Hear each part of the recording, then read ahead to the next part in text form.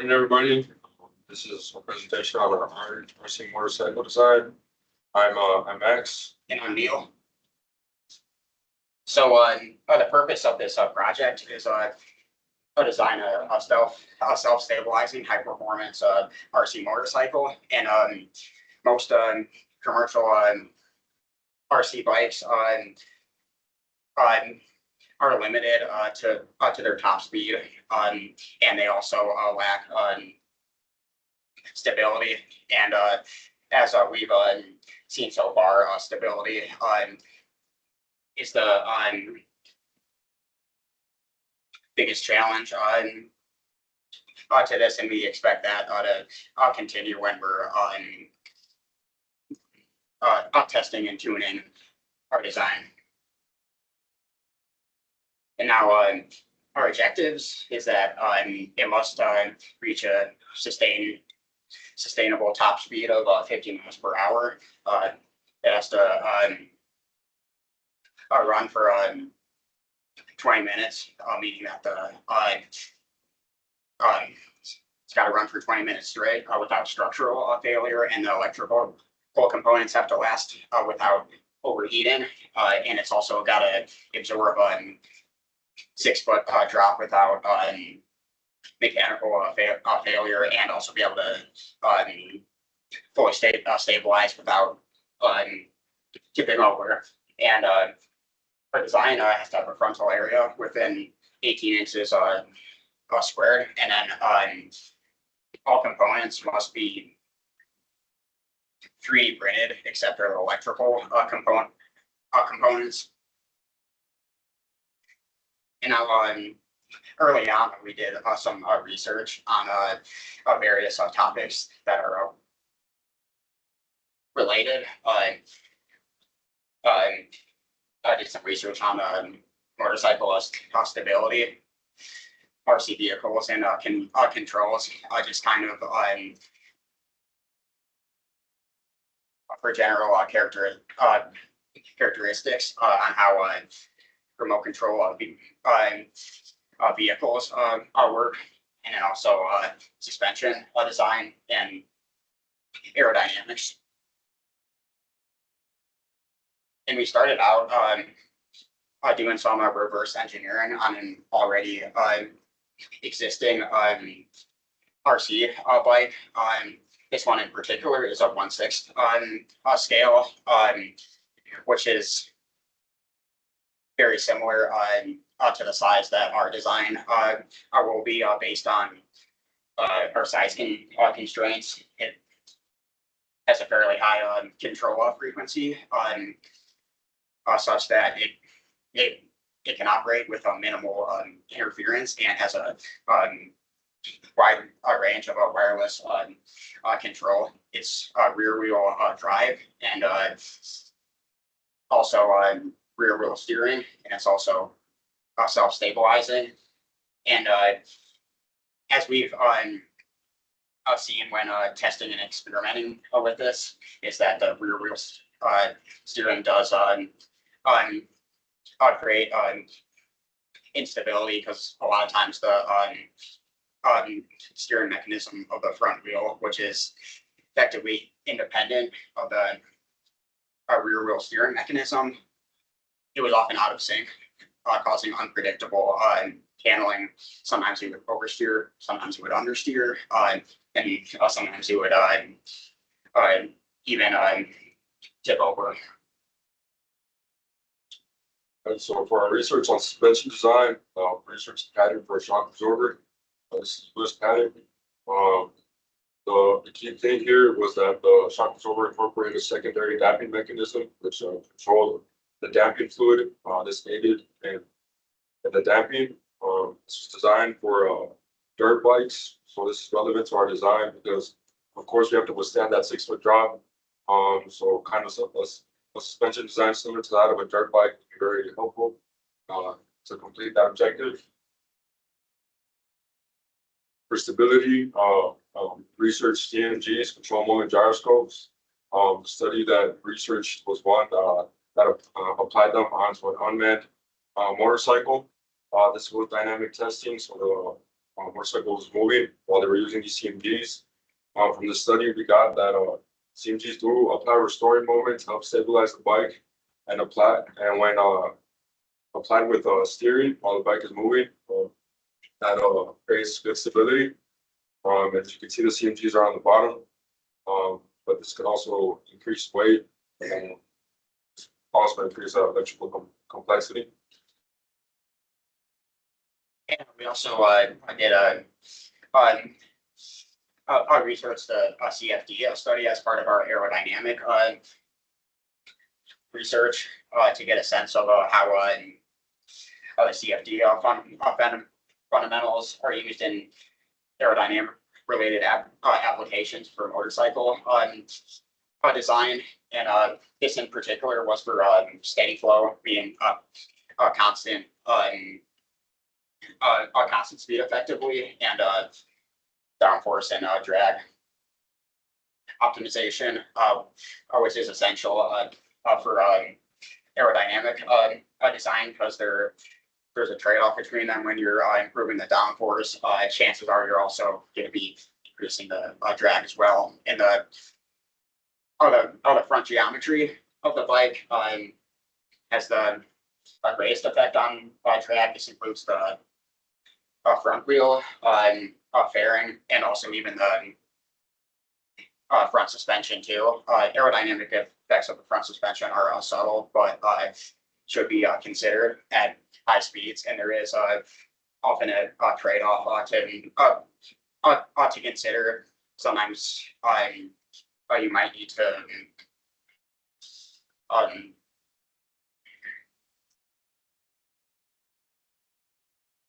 compromise the suspension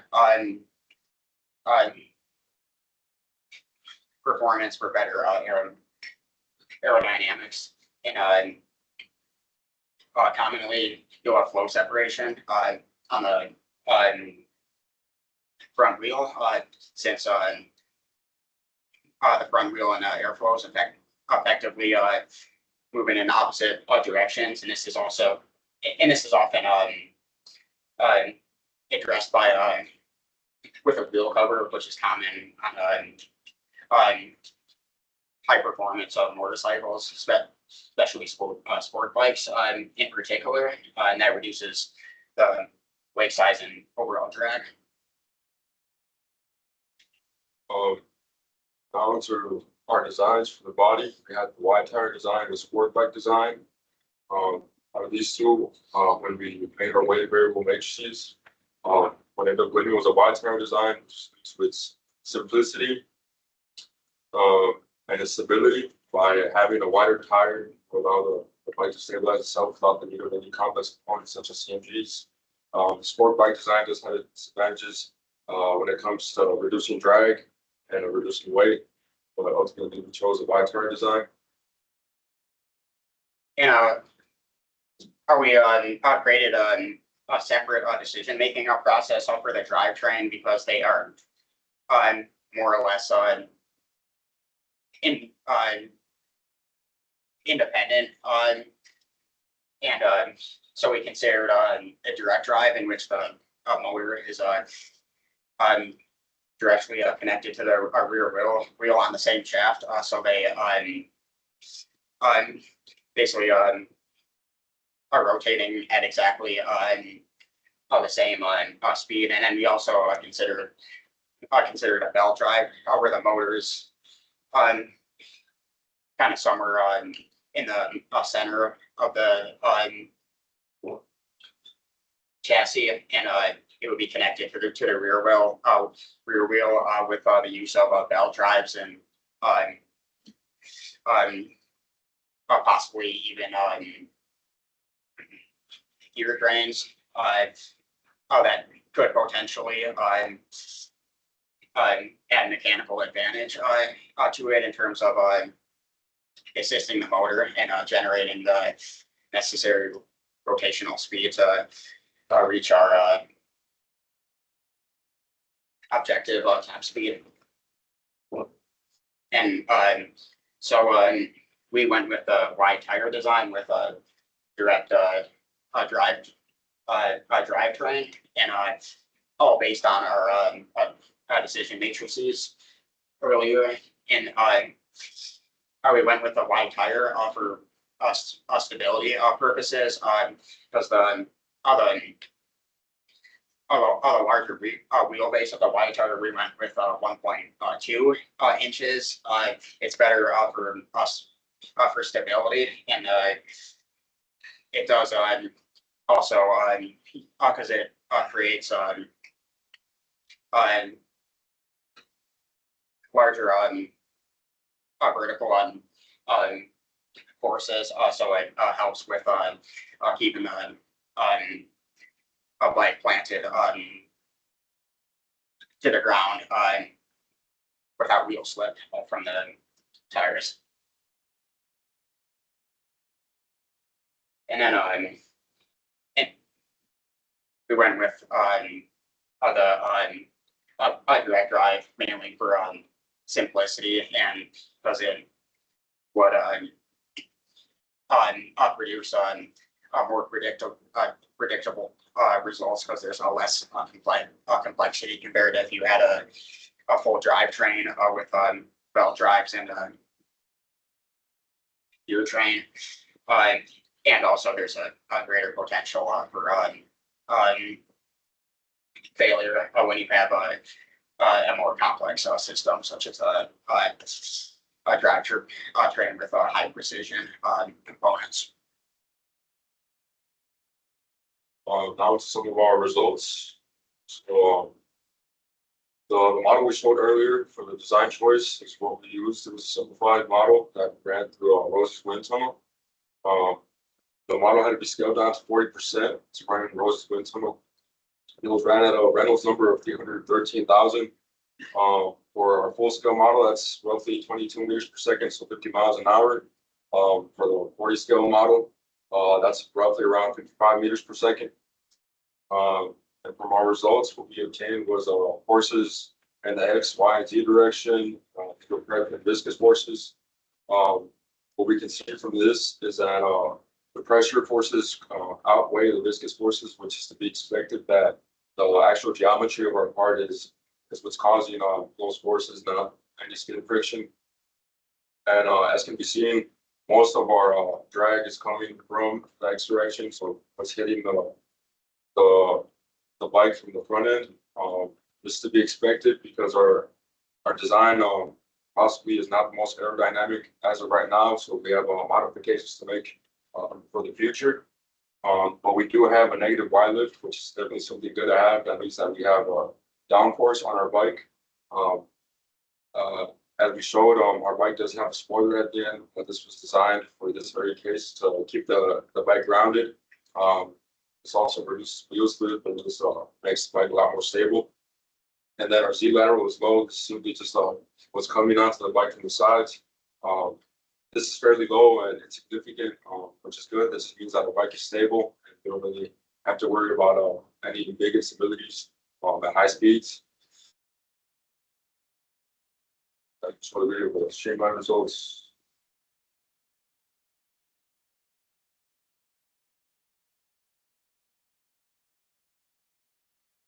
And as can be seen there, some of the areas where the pressure is most felt is the front wheel, spoiler, generally that front end, like Neil was saying from the CFD study that we researched, the front end is the one that experiences most of that drag.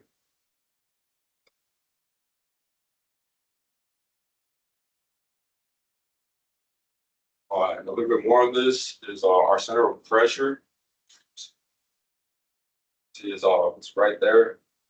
Basically at the geometric center. I have the exact coordinates here. This is definitely something good I have, that our center of pressure is basically at the center of geometry. This means that there's an great instabilities at high speeds. So the aerodynamic forces create any big destabilizing moments. So this is something good to have. So looking forward to in our project, we want to keep the general design just to keep this sort of same trend going, but definitely make it more aerodynamic. Now we're onto our future plans. We present this in the form of a Gantt chart. It's kind of a tentative schedule that we're going to be adhering to next semester. Part of this is just optimizing our model based on the CAD is kind of, I've been saying, from these results from Rosie, kind of know that we have to make our design more aerodynamic. We also have to size it down a bit. Finalize the suspension and run drop tests. It's kind of the next big step, making sure we can actually withstand that 6-foot drop without breaking apart. For the suspension, we do have to design it using SolidWorks, so that will be tricky. But we can use springs, which is nice. Optimize suspension. From there, we want to do power calculations to purchase a motor and battery. From there, work on controls. I have experience with Arduino C, so we have actually purchased on our Arduino R4, which is where we kind of do most of our coding for the controls aspect of our project. And that Arduino R4 also has access to Wi-Fi, so that's what we connected our remote controller to the Arduino R4. From there, just assemble our initial design, do test runs, continue optimizing, then analyze the steering at high speeds, particularly like at the 20 to 30 mile per hour range. I believe that at 50 miles per hour, it's not going to be a requirement for us to steer. I don't think it's very feasible. I feel like the bike might topple over at 50 miles per hour and try to take a turn. So we're trying to keep our analysis at that lower range of 20 to 25 and tune the model. And then possibly if we see that our battery is overheating, we want to include a cooling system, just kind of having some bypass airways on the side of the bike. It's just an idea we have as of right now. And from there, just finalize and our project. That's it. Thank you. Any questions?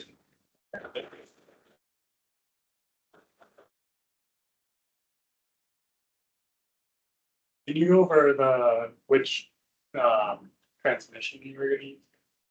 Which transmission? Yeah. The direct drivetrain. So that's like saying it's a motor there directly connected to the rear wheel. So just have it on the same shaft. It's spinning the rear wheel. Okay. One of the things that you said was that you had good lateral stability. How are you gonna deal with the motor being on one? Like, I assume it's gonna be off on one side. That is true. That's something to think about. We could add a comment, or we might end up switching the drivetrain design depending on the effects of that. So kind of in the early stage for that, but that is a good point. Yeah, we have to the shape new non-symmetrical to be able to sort of counteract that non uniform weight on one side from the motor, because it's not going to be perfectly symmetrical. Did you guys do the calculation for determining how much power you needed to actually get and maintain 50 miles an hour versus how much you're going to expend from the train? No, we were running numbers just to see like what it would take to get 50 miles an hour. We were researching the batteries, but we haven't gotten to the drag portion of it.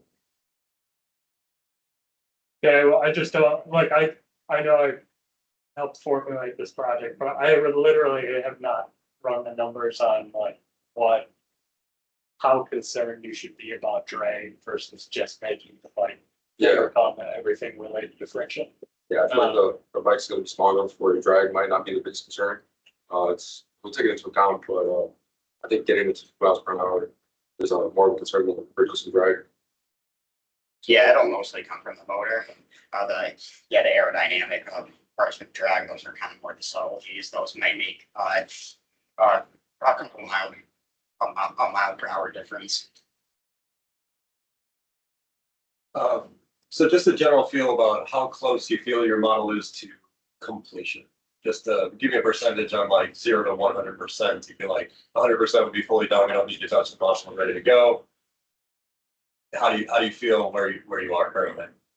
Probably at like a 30%. Okay. Yeah. So quite a bit of work to be done, and I would generally agree. I mean, you say you have a direct drive for the motor, yet I did not see a motor present in the model that you showed. And you're gonna be doing front wheel drive, yes? We were thinking about over. Oh, rear Yeah. wheel, okay. I mean, you made some comments about the stability of rear wheel drive is not quite as good as front wheel drive, so. Rear wheel drive, okay, fine, but would still like to have the motor there, specifically because it looks like you're jumping already to some of the CFD, like through Rosie analysis. And I worry like how useful the numbers are from Rosie if your model is at 30% completion. Like, I feel it's reasonable to understand how Rosie works and like get some practice in there and those sorts of things, but presenting numbers from some output of a CAD model that is at 30% completion is not really that helpful. I mean, I think from a presentation perspective, you can say, we understand that our model's not quite finished, but we're running in Rosie trying to get a feel for what the drag might look like, et cetera, right? So just be cautious about how you present where you are and some of the numbers coming from CFD. Yeah, that's comment number one. The second thing is, how do you envision starting the motion of this motorcycle, right? Because you've got this thing standing still, and anybody that's ridden a bike before knows that you are much more stable once you start moving than you are standing still. And I think one of the initial pieces that you showed has like a stand that it like sort of sits on before you like release and start going. How do you envision the startup going? Do you have a stand? Is it going to rev up on the stand? Those types of questions. You have thoughts about that? Yeah, well, the RC bike that we go reversing to this semester, Yeah, it didn't lose a stand. I Okay. just turned it on and it had like that's not, yes, like stabilized. yeah, it stabilized Your bridges. But for our designs, going with a little wide tire, we might incorporate a stand and just make it so it lifts up when it's moving. So it doesn't break open. Last one for me is about a bit more about the battery. Have you thought about sizing up battery, like how much power it's going to take to get this thing to go, how heavy the battery is going to be, those sorts of thoughts and questions, and where it's going to live, how big it's going to be, what fit in your housing, those sorts of questions. Yeah, we've been researching some batteries. We haven't put the trigger on purchasing one yet, but we've been looking at the sizing, which is kind of why we wanted the sizing for our design so far. But yeah, we still have to make more advancements in that. We have this research. Got it. One more, okay. Yeah. When it comes to the 3D printing aspects, you're basically 3D printing everything except what's going to be electronic, yes? How are you handling the wheels/tires in that situation? Are you going to go with the hard polymer? Are you thinking about a softer polymer like a TPU, 3D print, et cetera? Yeah. You didn't really talk much about how this was actually going to be made, and it's a pretty big portion of the project, right? So thoughts about that in general. Yeah, for the tires, we don't want to go with soft polymer, so we put more grippy. Like stretches, just stiff polymer, kind of like the standard one that's specifically repaired. That's what we've been thinking of some more. All right, that's it for me. That's brilliant. Anybody else? Have you talked to the RPC about suggestions for materials to use? RBC. They don't want RPC. Well, the nines. I can't do Yeah, the RPC doesn't exist anymore. They were let go from the university last year. Sad. Other questions? I was wondering, are you planning on like controlling the motorcycle? Is it gonna be like fully autonomous, just let it go and it drives? Or like are you planning to create some kind of controller for that? And then the user kind of like manipulate it? Yeah, we're planning to have it, Wi-Fi controlled. Have a remote control. Yeah. I might have missed it, but how do you guys plan on having the motorcycle steer? Because generally with motorcycles, the tires are as wide and flat, so they are on the wheels, so they can turn very different. So you guys are going to be wider tires, which is really Yeah, for steering, we plan to use a servo. That's kind of where we're at with it right now. Of course, the 1.2 inch might give some drawbacks with the steering, especially with the sharp returns. But that's your plan for steering.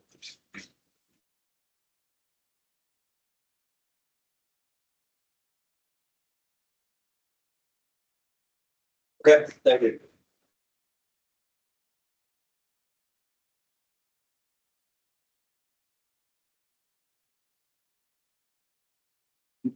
Let's go.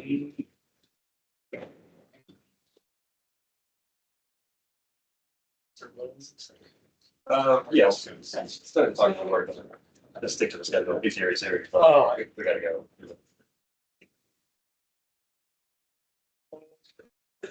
We'll wait until they snatch there. Yeah, they're hard, but then what else? About the RBC. Yeah. Can we still use the printers in there or is that? Yeah, so the ME department like acquired all the, not all of the equipment, but all the equipment that didn't get sent back to the 3D printing companies that donated them. Okay. So there's still some equipment that exists over there. I don't know the full list off the top of my head, but like the ME department technically absorbed what was the RBC. Still the facilities, some stuff, but there's not a lot of support. I think there's like one graduate student, one undergraduate student that like work over there. And so like the support that you're gonna get about like running the machines, like, I would say minimal. That's a sick plug-in. You know.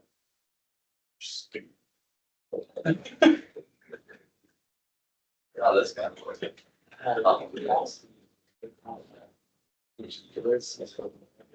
Use the technology, yeah. I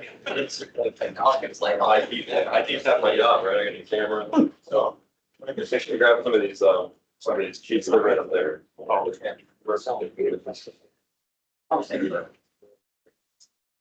can just put the guy. Yeah, there's a clicker as well. I just don't know if you want to just keep that. Yeah, well, things. Yeah, there's a sticker there. So If they would want to use it. I would like to use it so that it helps me over time. I guess you guys can hold the clicker and make it use it. Yeah, that works. And the laser actually works. Nice. I want You'll be 2 more minutes for the 45. That's better. I got about it ready. Sure. Don't sleep bigger.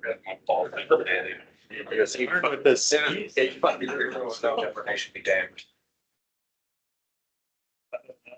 Okay. I just wait. Okay. Maybe one more minute. Just in case people like. Really want to come from other rooms to like see your guys talk or something. Gotta keep it scheduled. Oh, and we need to wait for Professor Williams. Yeah, he's here, coming back. Oh, sorry. Cool kids sit in the back. I don't know if you have. Yeah. Never rode a school bus when you were little. You know, cool kids sit in the back. Yeah. I don't know. I always thought the cool kids sat at the front of the bus because they got pulled to the front because they were screwing around. That's what you tell you about. Yeah. The band got back in the sit in the front. But, You'd sit in the back so you can hit the double jump over the speed bump. I walked uphill to school both ways.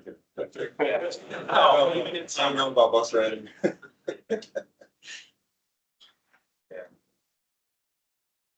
that was a little better. I biked. I drove the bus. Oh, yeah. That's right. Shall we? All right. Hello, everybody. My name is Mike Palma. This is Damien Cuckett, Ryan Alice Sear, and Patrick Lee. This is our senior design presentation for semester 1. And it is primarily on our scale model ship-to-shore crane. Now, for those of you who don't know what a ship-to-shore crane is, it's essentially when a large frigate boat pulls into port. This is the crane that offloads those large shipping containers that you see that are then loaded onto boats. Our primary goal this year is to replicate that in the new robotics design lab that's going to be built, as you guys are very aware of, because it's been very much in your way when you're going to class every single day. This is one of the big classrooms that they're adding. So with our designs, we're going to make a scale model, and there's 2 different parts that we are going to interact with. So there's going to be another team that's going to build those scale ships, and then they're going to have free-flowing crates from our cranes to their boats. Our primary design assignment was to make RC scale models, and we need to make 3 of them, and we need to design them in such a way that they can fit in this room and then cram into this tiny little room, or no, sorry, that's the office, tiny little room over here, along with all of the other robotics labs components. I believe, yeah, RC. Yeah, I believe that's all of the components that we need to talk about. And now I'm going to pass it on to Patrick. Thank you. So, yeah, like I said, at 3 scale model shift to short cranes, and another design goal we have or requirement is to replicate key functions. So the big ones here, we have a trolley on the boom that is able to translate out over the water, over the boat, and lower down what is called a spreader to pick up containers. So it has a hoisting mechanism in there, and that can translate back across the boom and lower down a container onto a truck or train or just onto the ground, whatever's required. Then not only does it have this translational ability out over a boat or over the back end of it, but it can move up along the port using a wheel track system. Normally it uses the track system, but that is so it can move up and down with wherever the boat is staying or wherever it needs to go. So one of the first things we had to decide getting this problem was the scaling factor. So the original problem statement had it as a 1 to 10 scale model. These things can be 80, 90, 100 meters long. So the first week we come in and we're like, so you want a 30-foot long crane? And so, of course, that we didn't have the bandwidth to make a few of those. So we got to choose a scale factor, and we went up to the machine shop here at MSOE. I just grabbed some scrap aluminum extrusion, mocked it up, and we presented them to Professor Patterson, and he was like, yeah, that looks much more about what I had in mind. So we decided on a scale factor of 1 to 50. All right, after determining which our scale model for our crane, the next task was to determine which type of crane would we actually like to use. Now, there's two main different types of cranes you see on harbors. There's the high profile crane, which has this top structure on top of the boom, and the low profile crane, which doesn't have that top structure and kind of has that zigzag pattern on the boom. Now, advantages while using the high profile crane is that this is actually able to grab much more crates than the low profile crane can. Another advantage to using the high profile is that it's able to actually reach out longer than the low profile crane can and pick up those crates that might be on wider boats that the low profile crane can't reach. Another advantage to using this high profile crane is that the boom arm is actually able to extend up. So the advantage of having this is if there's something that needs to come through here that's really tall, this can move up and get out of the way. Or if there's a large ship coming in and there's crates that are stacked up pretty high, this is able to raise up a little higher to grab those crates when it's rather than being just horizontal. However, the disadvantages that come with this high profile crane is that due to this structure on top of the boom, it has a much higher center of gravity than the low profile crane does. This results in having a lower stability when there's maybe high winds or anything like that. So the low profile crane has a much higher stability. Another disadvantage for using the high profile crane is that it's much more cost inefficient. It has a different kind of supporting structure than the low profile crane does, as you can see, and it has this entire top structure. Now, the advantages of using the low profile crane is kind of the opposite of the disadvantages. It's much more cost effective since it has less materials that you're going to have to need to build it, and it's much more stable due to its lower center of gravity. However, it doesn't have all those nice advantages of the high profile crane of it, the boom arm being able to raise and it being able to extend out. Overall, once we all convene and consider what we'd like to go with, we decided to go with the low profile crane due to its simplicity, storage, and the cost. It's much simpler to be able to create these scale models of low profile crane and not having to worry about this whole top structure and the boom arm being able to raise. Its storage space, since the high profile crane is much larger and has this whole top structure, we're going to have to be able to store it in that very small storage space. So having this top part being completely eliminated, not having to worry about it, we're able to store it in that storage space and not have any concerns. And the cost of it. Due to our budget, we're not gonna be able to, and having to create multiple of these scale model cranes, having lower costs is always gonna be better for us, so not having to worry about constructing this top part of the crane is an advantage. Now, after determining which crane we'd like to build, we set off to then develop a frame model of the crane in SolidWorks. So as you can see, we heavily based off our frame off of the low profile cranes you can see on a hardware. It has these cross beams for stability that you would typically see.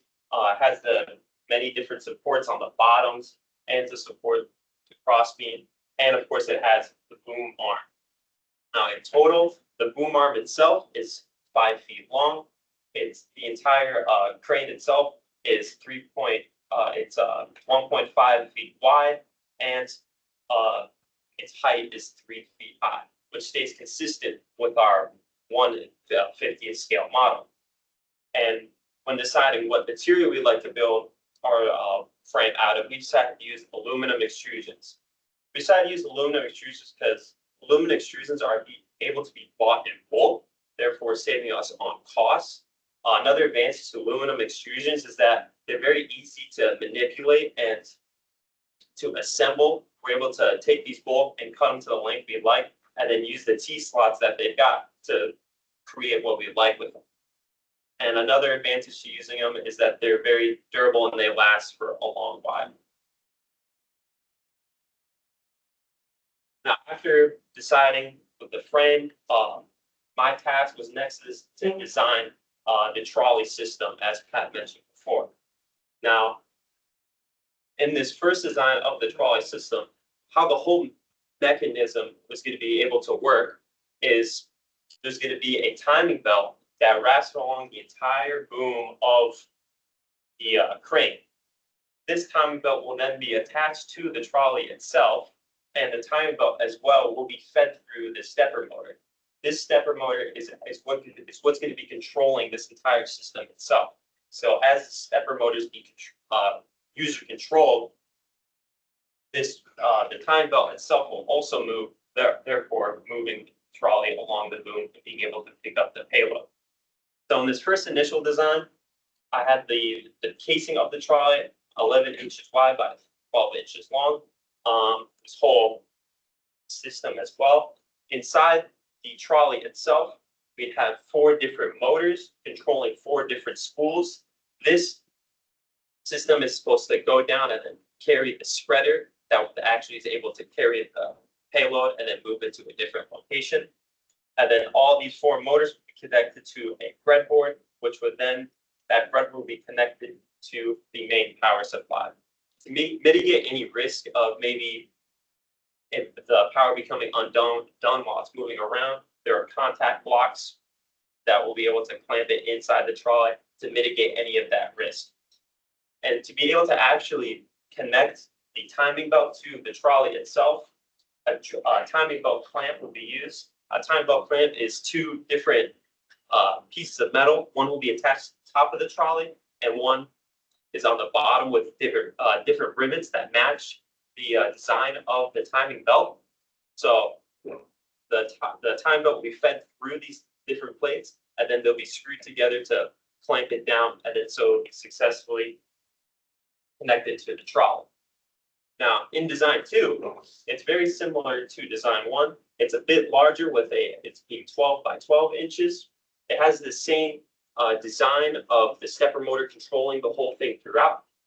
The main differences actually happens inside the trolley. Instead of having 4 different motors controlling 4 different spools, we have 2 different motors controlling 2 spools. The trolley itself has its own power supply. This to mitigate any risk that might come with disconnection during movement from the main power supply. So it will have its own power. It'll be then connected to that breadboard and then to the motors itself. And another difference comes with the actual clamping mechanism of the timing belt to the trolley. Instead of having the clamp, it'll be a screw.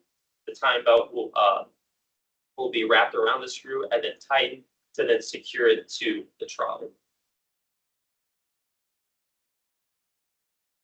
Now, to decide which design we liked most, we did a Q matrix. And based on the criteria of weight, reliability, usability, manufacturability, cost, and appearance, rated on a score from -1 to 1, and then they multiplied by their respective weights. And then after convening with everyone, we decided that design 1 was our best option with the one with the timing belt clamp.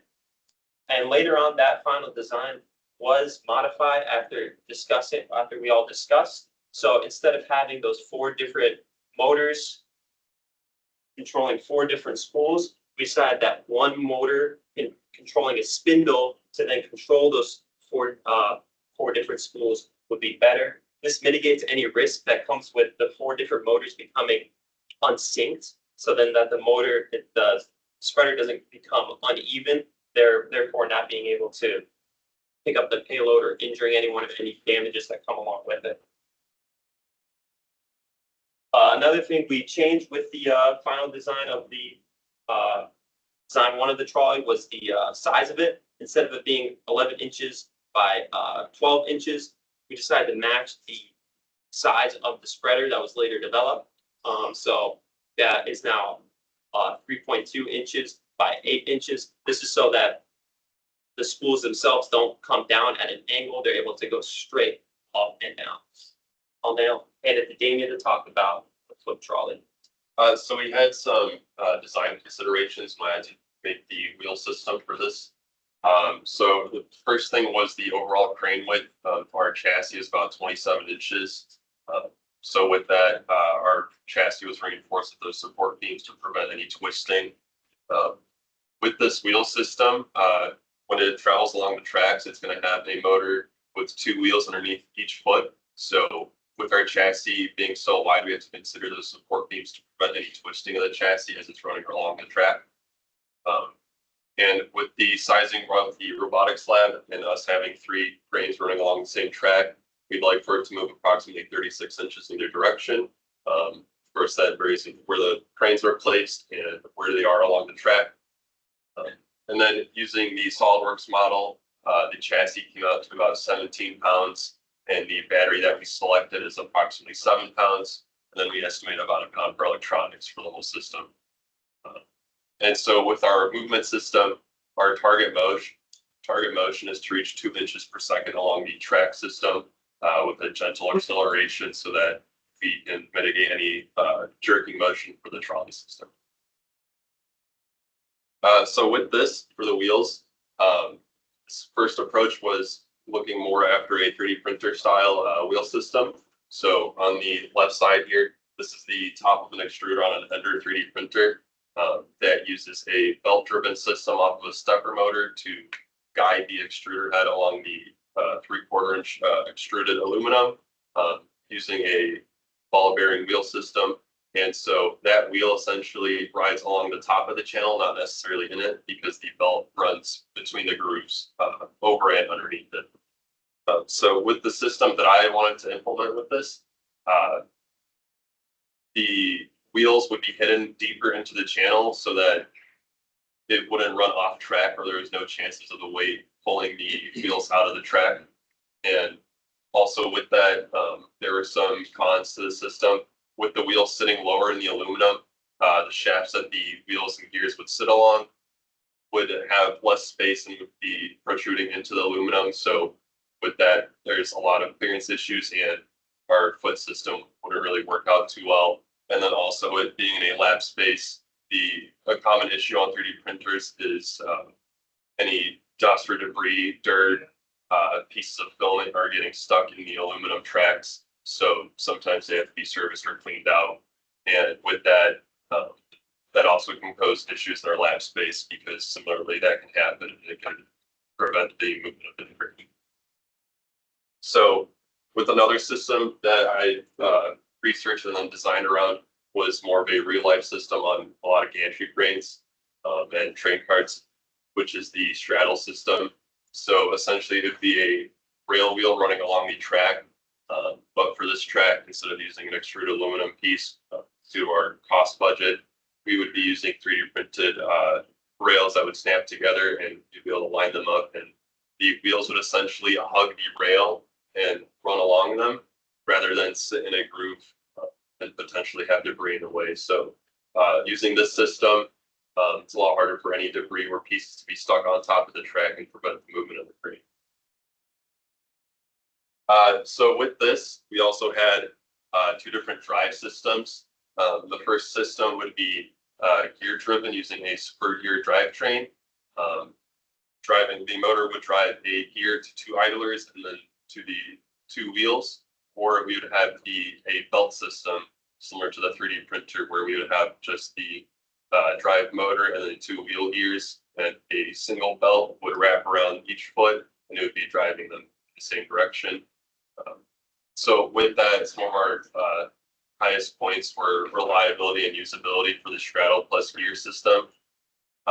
And that came out to be the design that we wanted to go with. So with that spur gear system, we'll have the center gear as the driving motor with two idlers on either side, which will help flip the direction so that all the wheels are spinning in the same direction. And beneath each foot will be a triangular prism that would house all the gear components in the motor, and the wiring would be routed through the extruded aluminum. And this would help drive that crane side to side. So with that, with the motors that we selected and the RPMs that it can range between based on the voltage, to get that 2 inches per second, there had to be some gear tooth calculations for it. And I believe it came out from an 18 tooth to a 24 and to a 40. So our gear ratio came out to about 2.22 to 1 to reach that 2 inches per second. But to achieve that, we're going to have to step down the voltage from our battery to the motor. All right, here's the container which I modeled that is being used right now to prototype mechanical subsystems. And I want to note that we use a 1 to 30 scale for the shipping container to make usability better.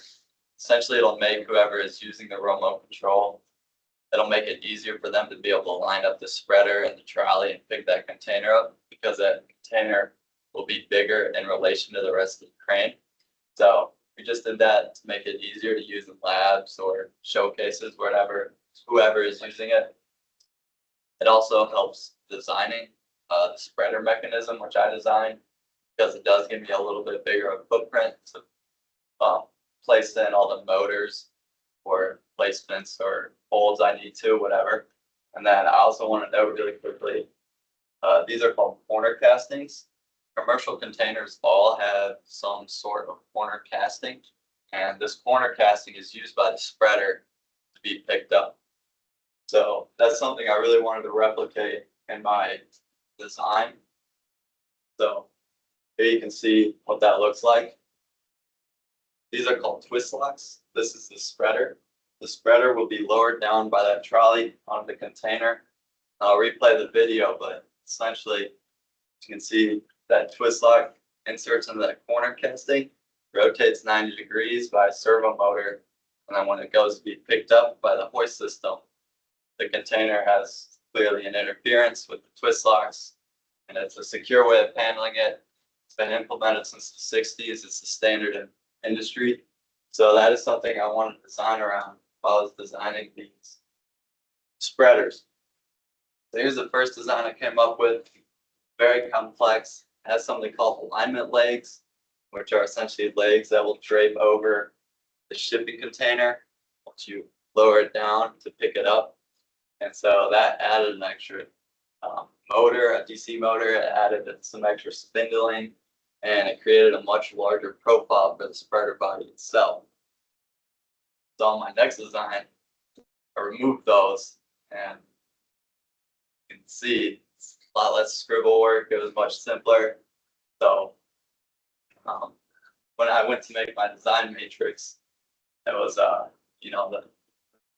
form follows function. We need this to be reliable and robust. So that was weighed very heavily. Design 1 with the spreader legs, the really bad score in that, whereas design 2, the much simpler one, and a much better score. The usability on design 2 is not nearly as good though, since it doesn't have those alignment legs. It might be a bit harder for the user to pick up that container. But like I said, that's kind of why we made it a bit larger in relation And why those the corner castings are also a little bit larger than commercial standard. So hopefully that also helps with alignment. So manufacturability of design 2 is also much simpler. So in the end, we ended up going with design 2. This is the model I have for right now. I'm prototyping. And yeah. So with all of our designs in place, that are subject to change, we had, our cost analysis and our budgeting for the bill of materials. I split this up into 3 main categories. So our largest, cost was our chassis, which was the T-slot extrusion. We looked at different companies that provide the extrusion, and it came out that McMaster car was somehow the cheapest because they had a warehouse located about 15 minutes from my house, so we can mitigate all the shipping costs with that. So originally we had 2-inch extrusion for the whole chassis, and we had to size it down to 1.5 inch extrusion because we were way over budget. And then our second largest category was the electronics section. So that makes up about 37% of our cost, and then 7% for hardware. So pre-tax for the 3 cranes for all the material comes out to about $1,005, and after tax it's about $1,055. And that will also vary as we'll be experimenting with the different electronic components of the chassis. So now we're going to talk about future plans. To quickly summarize all of the different plans that we have, it's essentially we're going to the build step in our design work. We're going to be building the wiring. We're going to be wiring up the system, building the feet, building the control system, and we are going to be testing each and every single component for reliability, as we mentioned before, so that then this can be used in lab by many students year over year. Once we've tested all of our systems, we're going to assemble them and begin coding our bot. And then eventually we will begin assembling the duplicates and writing our report and presenting. Thank you very much. Do you guys have any questions?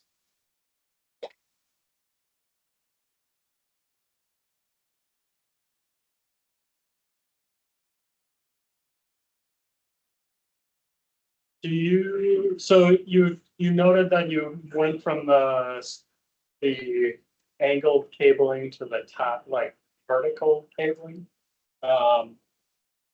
What's the downside of doing that? Doing using the downside instead of the angle. Yeah, It won't be as stable because you don't have the tension forces pulling apart on the spreader systems. yeah. So you might think about that, or even include that in some of your testing, because you might see a lot more sway as you're moving it around. So make sure you consider that. That's where that testing phase comes in, and that's why we're going to 3D print a lot of our materials. And that's what's going to be a lot of the testing phase. Is hey, does this work now that we have it designed? Yeah, the reason we didn't angle it too, for one of the reasons in it, is because that spooling system is harder if it's angled. It'll kind of coil up the rope differently. It might fall off the track a bit easier. So, but yeah, that might be something to change. And then your locking mechanism for the storage container. How are you going to make that? So are you talking about the twist lock here? Yeah. Yeah, so these are gonna be little servo houses. So this door pops off, place the servo in here. And put the temperature quick. So see, the servo will kind of sit in here. It's actually the same servos we use in those spark plug Arduino kits. That's what I designed it for. Might need to change that later, but it's a pretty cheap way to prototype. So that's what I went with first. So it'll sit in there, and then these are the twist locks, and they have a kind of that ridge gearing face that'll interface with that servo. So that slides through the house, through the spreader, and into it. And there's a little wider base plate there. So when that twist lock interlocks with the container, it gets picked up. It kind of gets stuck. There'll be another lip on the housing here so that it doesn't just slip through. So that's how that's gonna work. Do you know how you're gonna make that last component? This, Yeah. I'm gonna 3D print it, and I mean, there might be some machine shop done. I'll say, I'm thinking I could probably turn something on the lathe. real length capabilities as well. Yeah, but that will be something that's done in the prototyping phase, which Yeah, we're we're- doing right now. I worry about the strength of, I assume you were gonna 3D print, I worry about the strength of that particular. Yeah, so like I said, form's gonna follow the function here. We don't have a max load constraint. So we need it to be robust and user friendly, so not gonna be designed to pick up 200 pounds. But if it's not strong enough to hold 10, 20 pounds, then yeah, I'll probably have to figure out something other than additive. Yep. Yeah, I mean, did you guys have a target weight? That was kind of a good question. No, we're not getting a target Pound weight. statement. I think we're gonna do some prototyping first, and Yeah, if it's in a reasonable, like I said, it's gonna be used for showcases and automation. I don't think anybody's gonna be trying to pick up heavy dumbbells with these, but if it's unreasonable, let's say it can only pick up 5 pounds, I don't think we're gonna accept that. We'll have to change something. Yeah, I think you need some like minimum threshold, right? So what's the container? Is that gonna be polymer? It's 3D printed. Yeah, yeah. And that's gonna weigh half a pound maybe, something like yeah, that? maybe. We had a first design for a container that we found out the reverse, and it has doors on the sides, so we can actually put materials in it if we want to mess with it, to see what the capabilities of the crane are. Got it. You also talk about alignment, like you gotta do something for alignment. I mean, it's gonna be a huge pain in the ass to try to like, align your little connectors to the little holes, right? So, yeah, right now I'm implementing like really tiny magnets that are gonna line up with the crates. Okay. So it kind of clicks on, but yeah, That'd be helpful. I mean, another way to consider doing it is have pins that kind of catch the corners, right? I think that would be another easy way to do it. Like if you just have pins hanging off the edge that just align to the edges of the crate, that's real easy. Yeah, just for consideration. Also some questions about like where the crate is moving to and from. So a lot of your pictures show it like sort of in the center between the four like legs. But you know, the crane wants to extend the crate out beyond the four legs, right? Yeah. So how much linear motion do you have? How far are you extending? What's the static analysis there? How are you preventing tipping? These are a lot of questions that I didn't see answers to. sure, maybe scoot back here to the prime. So, do you want to take this? sure. Yeah, so for a lot of design that we saw in real life cranes is if you notice here in this gap, what we'll have is the motor casing will run side to side lengthwise, and then we can have a drop off zone that we can then place into. Typically, what they would also do for cranes with these types of designs is they load directly onto some kind of truck. And Yes, so, fine. I care about how far out you're going and Oh. how you're stopping tipping. oh, okay. That one's very easy. We have a roughly 5-pound battery that's going to sit right there. That's going to be the majority of the weight stoppage. Additionally, a lot of the electronics are going to sit on the back end to act as a counterbalance. We simply didn't have that included in the model. So, I'm gonna elaborate on that. The trolley will extend as far down as we can get it before there's an interference problem with the belt. Right. So how far is that? We don't have an actual number yet. Okay. Yeah. So you don't have a weight for the crate. You don't have a distance that you're traveling out. I feel like it's pretty hard to justify even your 5-pound counterweight as reasonable, right? Yeah. So gotta do something else. You gotta be more conscious of that because either the way that your wheels sit in your track, sometimes they have like a lower lip. You can sit on some rail, but I didn't see that in your part of design to help stop this thing from tipping. So, I mean, you gotta be a bit more conscious about that, right? That's all I'm saying. Sure. So think about that more as you. Yeah. Dr. Williams, do you have any questions? I wondered how much of this is automated, it's in the title. So is this mostly just gonna be remote control run?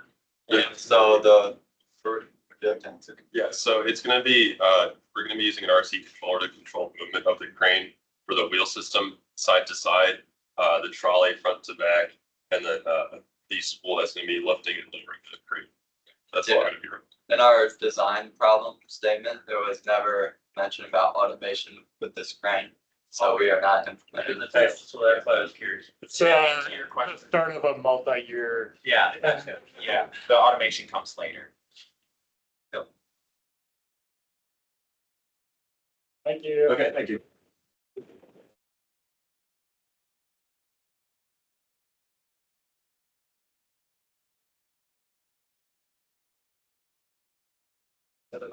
Yeah.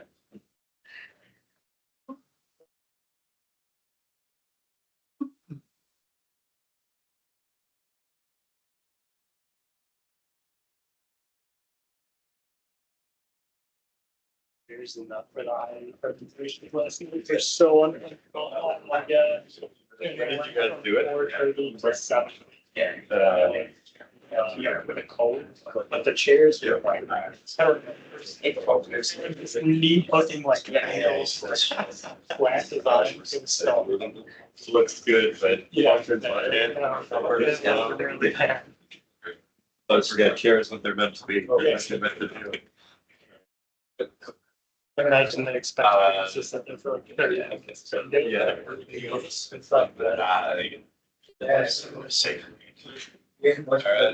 I'll say the.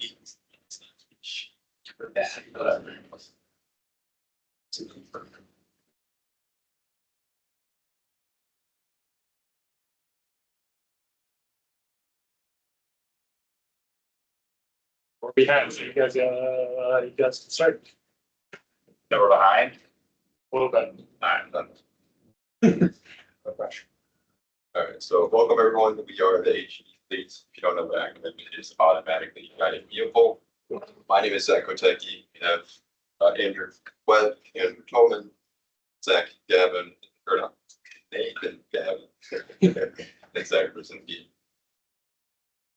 So to start, we'll talk a little bit about existing automatic guided vehicles as well as the current state of the art. So these automatic guided vehicles are used in warehouse for our application, similar to the Amazon Titan AGV, which is kind of the gold standard in AGV technology. It's their latest warehouse AGV, and Amazon's kind of the leader in these warehouse AGVs. They have a lot of proprietary pallets, a lot of proprietary forklifts, if you will, to move their pallets around completely autonomously.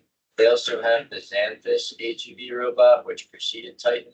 And that one's actually very interesting because, like this diagram over here, or the one on the bottom right, instead of just picking up pallets with like a circular disc, it can actually have various different attachments to either lift boxes or carry containers like this. And they're implemented quite a bit in Amazon's warehouses and all their new warehouses. So we did a lot of research surrounding these. Unfortunately, you can't really get a lot of diagrams and details on them because Amazon likes to hide them and they're all proprietary. So we did do a lot of patent research around other AGVs. So our problem statement that we had was originally a 10th scale robot, but given that these robots are usually 4 feet by 4 feet, we had to up it to a 5th scale because otherwise there'd be a 5-inch robot moving 120 pounds, which didn't seem really within the scope of the project or realistic, but a 5th scale we believe we can do. Scaling's hard. Yeah. Yeah. A 5th scale we believe we could do, and we did have a weight capacity.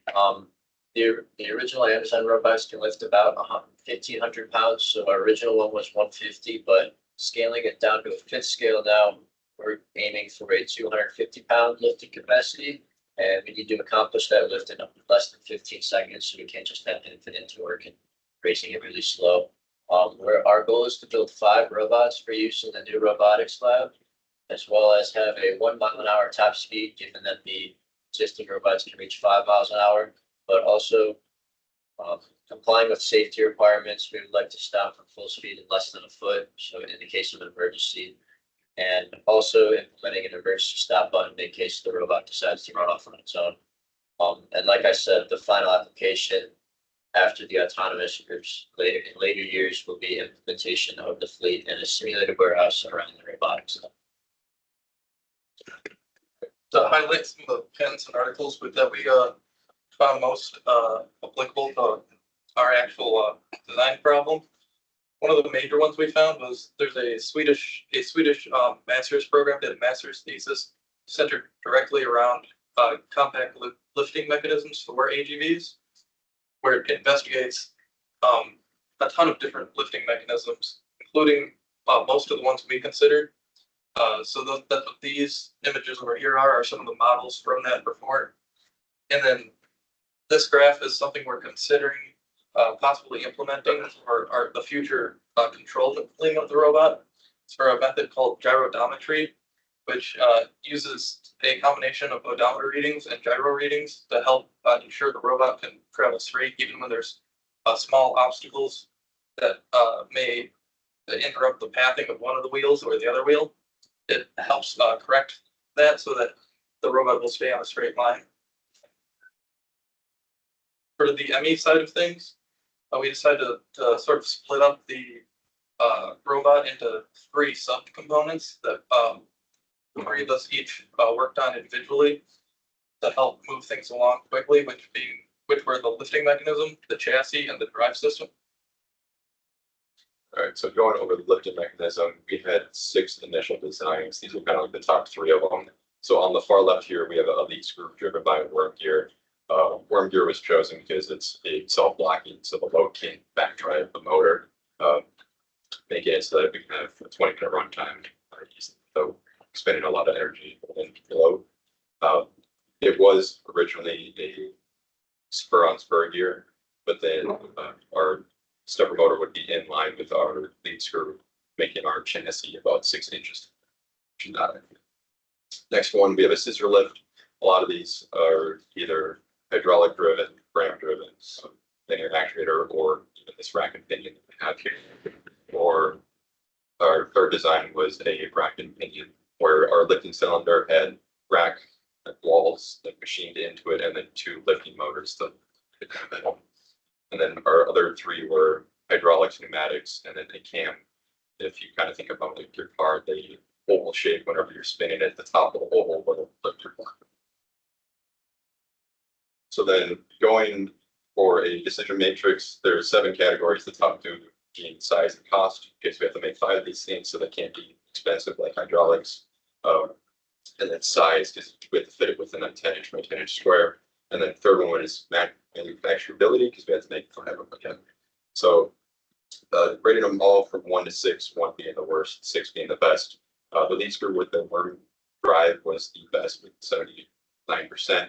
And then the second place was scissor, and third place are mechanism. So then kind of some CAD drawings of our current design. So this is the entire lifting mechanism, NEMA 17 motor, our enclosure, lead screw, and then our worm. You can kind of see it better with the top housing taken off. So this is your drive, which drives your worm wheel, which drives the lead screw. And then for the lead screw, we actually have a pin of some sort to prevent the rotation of it, so it's a linear lift or a vertical lift, so that our load isn't rotating while we're trying to lift it. Kind of seems beneficial. Then going on to chassis. Yeah, so this is our current chassis design. A big thing with our chassis is we're trying to make sure that we can 3D print it for the most part, because cost is real concern for us. Unfortunately, this brings into a problem with size again, because most of the printers that we have available to us would not be able to print our full chassis in one go, so we have to split it up into 4 pieces at minimum. That over there is the complete chassis tab. You may notice the large gap in the middle. That's for the current drive system that is just in for the prototype. That's probably going to change as we 100% figure out what the torque able to be produced by our current motors is. If unfortunately splitting up the chassis into pieces introduces weight points in the chassis. So if we have to run into the problem where the chassis is breaking, we're not able to support the full load, we're considering reinforcing the bottom with a metal plate that we can obtain from scrap in the machine shop, or reinforcing it with aluminum extrusion, or even investigating different 3D printing materials, because currently we're printing it in PLA, which is not the most rigid of the 3D printing materials. And so right now for these are our drive system. This is kind of a simplified pros, cons, and decision. We, we considered mainly 5 different drive systems, but it was pretty evident towards early looking that we're gonna go for a direct drive for the prototyping, which is, as Andrew mentioned, why the chassis is so wide as of now. This is just so we can see what exactly, how much torque we're really getting from our motors, because we did some torque calculations and we're gonna need quite a bit of torque to be moving 250 pounds around the warehouse at the 1 mile an hour speed. So we're gonna do direct drive right now just to see what kind of torque to the wheels we can get out of these motors, because the spec sheet is one thing, but with the E side of things, getting battery and voltage, as well as what the torque actually reaches to the wheels, we want to see exactly what we get out of the current prototype, and then we can make a decision on these other drive systems, such as a belted pulley, a gearbox, direct gearing, or even a chain drive.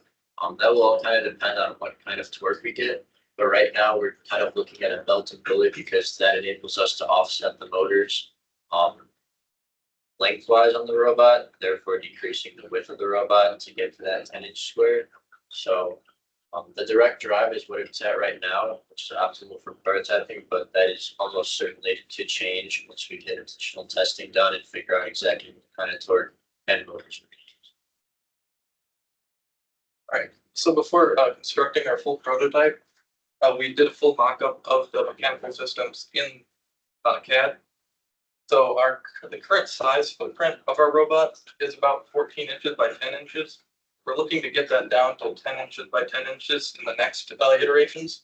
But the largest part of that is the fact that with the current prototype, since we're doing direct drive, we have to have our motors directly in line with our wheels. And since we want the wheels to be supporting the load on the same center line as our lifting mechanism, we have to have all 3 in line, which is pushing out the side by about 3 or 4 inches. If we change to a different drive mechanism, we should be able to move the motors and stagger them off the center line. That'll allow us to get down, should allow us to get down to that 10 inch by 10 inch goal size. So now moving over to the electrical engineering side of this project, we had to DC motors for this project, design an inverter, and also we'll go over the power system along with the firmware and the wireless communication that'll make this truly an autonomous guided vehicle. So for drive motors, we looked at brushed DC and brushless DC motors. Brushless DC motors are much better. They're much more efficient than brush motors. They also last a lot longer, but they can also be a little more expensive. They're both extensively researched and not too difficult to implement because they work on very similar principles besides how they're commutated. Physical brushes for brushed and Hall sensors for brushless. We also looked at stepper motors, which operate very similarly to a brushless DC motor. They're very beneficial because you can move them by a few degrees at a time, which is very beneficial for, let's say, lifting mechanism, or we've already selected. We can also implement a controller to very finely move this to the correct height to lift the pallets that we're going to be designing. They also need sufficient holding torque as well, but it's also self-locking, so it's another reason to need the worm gear. So for the motors, we ended up going with what would be the least expensive, which is going to be some free motors. First of all, a brushless DC motor we are borrowing from Lunar Robotics. It operates at either 24 or 48 volts or somewhere in between there, and meets our torque spec, which by our initial calculations, we need to get about 7 Newton meters of torque with the drive motors to be able to achieve this per drive motor, which these motors can also tolerate 20 amps, which we can get the source lag current for that. And the stepper motor, NEMA 17, which can operate at 24 volts, also free. And we were provided with a motor controller, which simplifies the design for how we're going to control this. But to control the brushless DC motor, we will need to design an inverter because we are constrained by the budget of this project. For those of you who don't know, inverters convert DC into AC, and you usually do that using transistors by turning them on in a specific sequence to keep the motor rotating in one direction. Usually, you'll do this with an H-bridge, but because the motor we have is a 3-phase motor, we need to design a 3-phase bridge, which means we are going to pick out a transistor to do this. I did a lot of research into transistors. We went with a MOSFET, specifically an Infineon MOSFET that has some very good specs for this motor. So the common voltage for these motors is 24 volts. So we need a MOSFET that can handle a drain to source voltage of at least that. So we went with one that's a little more overkill, which has a 60 volt maximum and can also sink about 79 amps continuous. So this is definitely an overspec MOSFET. But the idea is if we end up choosing a different motor or need to adjust some of the other specs, we don't need to change out this MOSFET. We can just buy them in bulk, get a better price on them. They also have they can operate at a wide range of temperatures, and it's a very common package, so we can put it on a circuit board pretty easily. Then moving on to the design of the three-phase inverter. These are the three-phase, it has to be three-phase for that motor, but three-phase is also very beneficial because it has higher efficiency. But it's a little more complicated to control it, where you have to use either a trapezoidal or a sinusoidal control method. We went with 6-step trapezoidal because that's a lot easier from a firmware perspective. And field oriented, we don't really want to mess around with field oriented control because that's really complicated.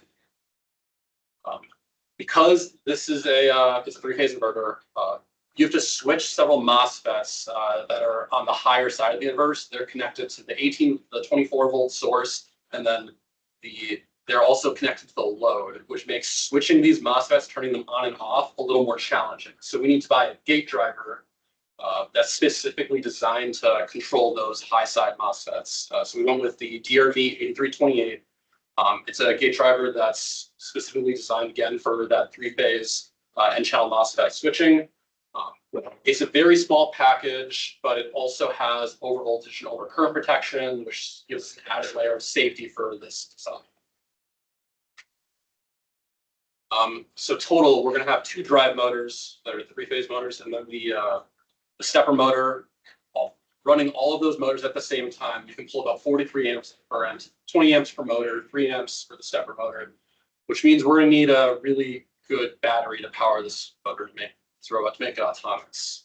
So we look into lithium-ion batteries, lead oxide car batteries, or just buying a bunch of AA or 9-volt batteries from Metro Mart and just going through a ton. They all have like their pros and cons. That'd be a little expensive.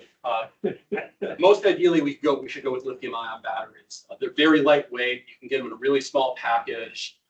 You can buy a bunch of cells off the shelf, or you can just buy like some sort of power tool battery from Harbor Freight. But if you do make these yourself, which is the cheapest option, like weld a bunch of these cells together, that's dangerous. But you also need a battery management system to monitor the amount of current you're pulling and monitor if your cells are failing, because you can start an electrical fire very easily. That lead oxide, it would be great because they're reliable. You don't need a battery management system, but they're very big and bulky. Like the one that I was looking at was 6 inches by 5 inches by 4 inches, and that takes a lot of space on the HEV. So we'd have to alter our dimensions to use that. And alkaline batteries would just be plain expensive. So most ideally, we should go with lithium ion. We're still looking for an off-the-shelf solution so that we don't have to weld a bunch of cells together. But I'm definitely leaning more towards just buying a battery management system and buying these cells off the shelf, because that's going to be the least expensive option, and batteries get crazy expensive with tariffs these days.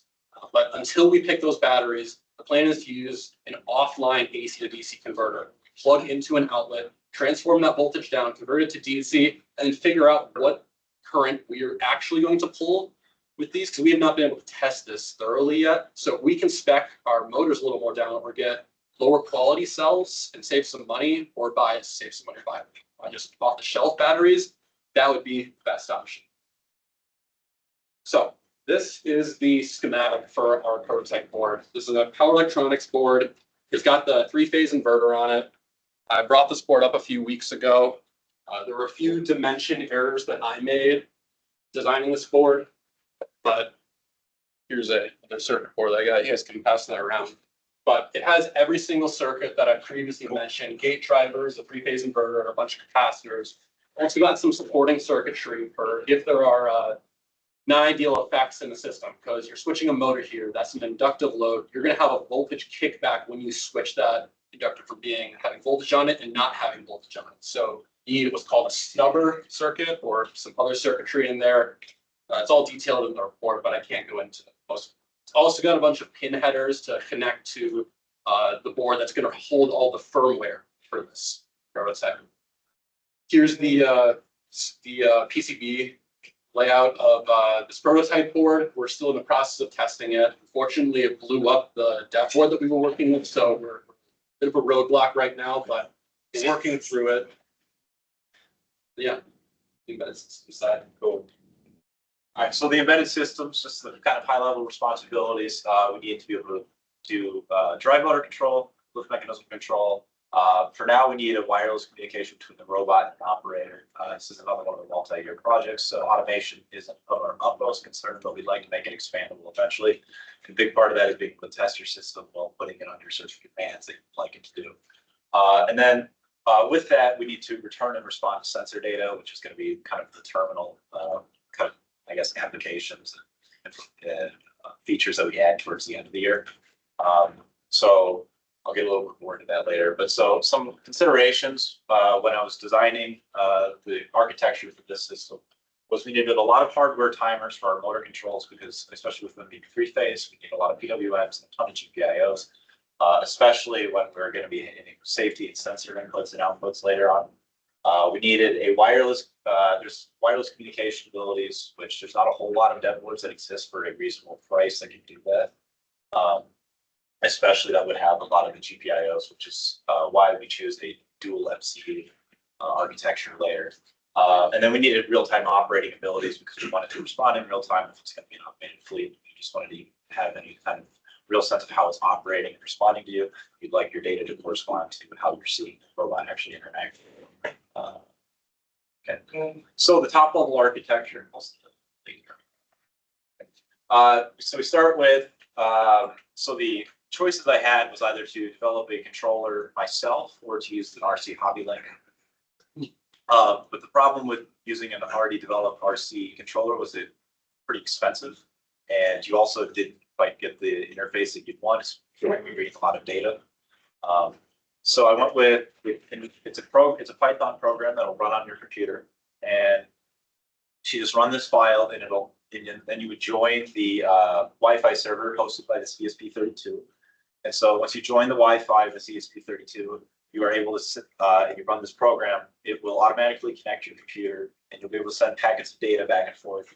And what this will do is as you send your commands forward. So there's the interface, which will be on the next, I think it's the next slide, has all the directions for all the valid inputs. It'll read back your states. Eventually, we'll add in. Actually, I'll get to that in a minute. But so you read your commands into the CSP32, and then via UART, it'll send it to the STM32, which is a pretty high power industry microcontroller, and that is responsible for controlling our motor drivers, our lift actuators, and eventually we'll have this feedback loop where we can kind of develop a control system, or at least allow the ability for it to be expandable later on, since the intention is that it is autonomous. And there's I'll get a little more into detail of each of these blocks in a second. So this is just kind of the primitive format of what the controller interface looks like. You just use certain keybinds to control the robot. And what will eventually happen is each of these will map to a different function state machine. You'll be able to, so currently you can see that it updates your state flag here. And eventually there will be, it will read your connection status to the network so that it makes sure that you're still connected to the network, as well as it will confirm that you're sending packets out. It will read out exactly what command was sent through and validate that it was received. And then secondly, it will return that the command has been executed by the STM32. So the ESP32 will be responsible for both communicating with the STM32 and the user. So it's kind of an intermediary in that sense. And basically just what happens is you send a command in and it gets read through an HTTP request parser so that you can, if you needed to hop into that board and see if your commands are going through validly, HTTP allows you to actually understand what is being shown in plain text. And then it goes through and it has, there's several layers of validation of valid packets. There's a checksum phase. It also only will receive your valid commands. So if I was to press a random button on the keyboard, it would reject that. That way you kind of avoid any sort of interference that would come with sending a corrupted packet. There's about like 4 layers of validation on at the laptop level and the ESP32 level, which validates your commands. So you shouldn't send any false commands that you should avoid, any sort of abrupt shifts in state that would interfere with the operation of the robot. Got about 3 minutes. Okay, cool. I'll speed up then. So it basically was just at the simplest level, it's chosen because it's $8 compared to a RC Hobby Link that is like $90. It allows you a lot more robustness with how you interact, and it has the Wi-Fi radio. It's very small, so it doesn't take a lot of space. And there's a lot of developed Wi-Fi libraries, which Wi-Fi is a very finicky thing to kind of work with, so it's nice when there's already a lot of existing architecture that you can work with. The STM32, this is our motor controller essentially. So we have our connection to, it's actually NEMA 17. So that is our lift stepper motor. It will interact with our 3-phase gate driver. And this is a little more complicated since it's 3-phase, which I'll get into on the next slide. And then the other feature to look at here is that we have considerations for an emergency stop state, as well as limit switches, which we're going to use to control. Since over time we may be out of sync with the stepper motor, we're going to use that to be a safety on how high we're lifting this, such that we're not overextending our lift to a point that it can't handle. But mostly that's going to be operating in kind of a binary state. It's going to be up or down. So we expect it's not of the utmost concern position necessarily. And that was just joking because it has a ton of timers, which we need for all these PWMs, and massive GPIO, as well as we're going to need a lot of memory if we're going to have an automated robot later on, as well as all kinds of communication interfaces. This is just kind of like what you see with 3-phase inputs. So you see that you have, there's 6 phases. There's a low C, high C, low B, high A. So one of these phases will be low at a time, one will be high, and one will be floating. And then circle materials. So this is our BOM. Current estimate right now is $1,178, but this is including that we are buying bearings and gear stock to machine our lifting mechanism. This is going to be kind of going into the Gantt chart, because we have 4 weeks of testing where we want to test out different materials for our lifting mechanism and everything else. The main one is last built nylon from the SLS printer and the former RPC, hopefully reducing the cost, and then going on to control the final iterations will be like the last chance that we can change our design before mass production. And then we have quality control after that, just to make sure that everything is working, because we're building 5 of these things, and then 3 weeks of documentation and then presentation. Thanks for questions. You guys calculated the forces on the gears to figure out if 3D printed gears actually going to work? Force on the gears, no, because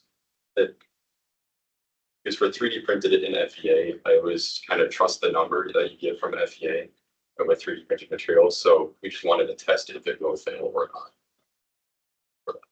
What about the build quality of those gears? I mean, I noticed the prototype is pretty rough. Is there any investigation into that?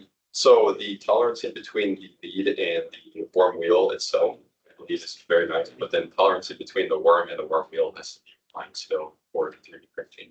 But if that were to be machined, that would be the correct tolerance for that. And I might have missed it, but you want to lift 250 pounds, how far? So it's going, right now we have a lift of a ½ an inch. So my concern about heat generation is mostly because I anticipate seeing students like see 5 of these with remote controls and just driving around for 20 minutes. Have you looked at the temperature that the FETs will get to if they're just running nonstop? Yes, they will likely need to be heat sinks, but due to the, so in the PCB, it's a power electronics stack up where you have a signal layer, it's a 4-layer board, you have a signal layer on top, 2 ground planes in the middle for isolation, and a power plane on bottom. And instead of running traces from the high voltage lines, you use a lot of power planes, which is able to help with the heat dissipation, dissipate more of the whole board, but they will need to be heat sinks in the end. But also testing is going to need to confirm that the current's actually going through. If you stall a motor, for example, then you're going to probably want heat sinks. But if we have that safety net with the current protection or voltage protection, might not need that, but we need to test that further. Do you have any others? Or? one more. So, Dr. Hart was wondering, in your choice about the free motors, like we fully understand going for the free because you have multiple to build, but are you still able to find the motors to purchase additional ones for? Yes. Yeah, okay. Just depending on where do you want to buy it from. Do you want to buy the cheaper one off AliExpress, or do you want to buy a $10 more promoter on Amazon? This is a conservative of currently $12, but we actually like 10. Okay. Just in case that we don't need help. Good job, guys. Thank you.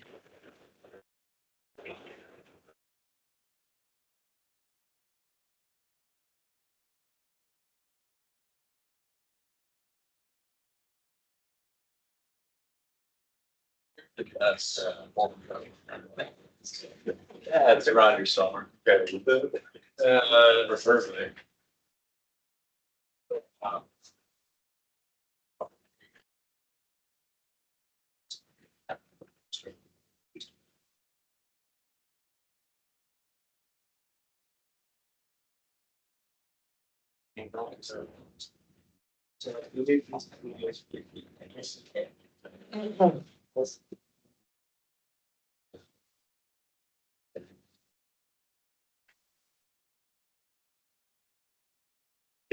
Oh, might be this one.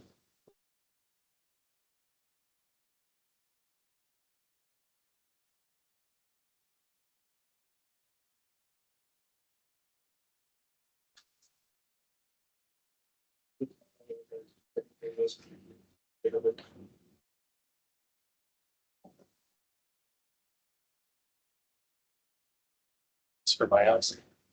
What? That's this for my house. Yeah, I don't know if I trust that in my house.